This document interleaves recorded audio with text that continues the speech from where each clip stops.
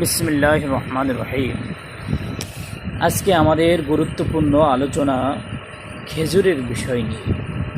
সাদ ইবনে আবি ওয়াক্কাস রাদিয়াল্লাহু তাআলা আনহু থেকে বর্ণিত, রাসূল সাল্লাল্লাহু আলাইহি ওয়াসাল্লাম বলেছেন, যে ব্যক্তি সকাল বেলায় 60টি আজওয়া খেজুর খাবে তাকে কোনো জাদু মন্ত্র ক্ষতি করবে না। এ বিষয়ে আরও একটি হাদিস আছে। আয়েশা রাদিয়াল্লাহু তাআলা আনহা থেকে বর্ণিত, রাসূল সাল্লাল্লাহু আলাইহি ওয়াসাল্লাম বলেছেন, মদিনায় উঁচু ভূমির অঞ্চলে জনপদ আজওয়া খেজুর রোগ নিরাময় ক্ষমতা রয়েছে, অথবা প্রতিদিন সকালে এর নিয়মিত খাবার বিষনাশক হিসেবে কাজ করে।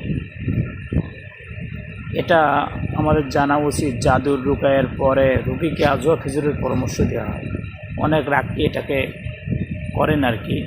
খেজুরে অনেক উপকারিতা রয়েছে, এটা শরীরে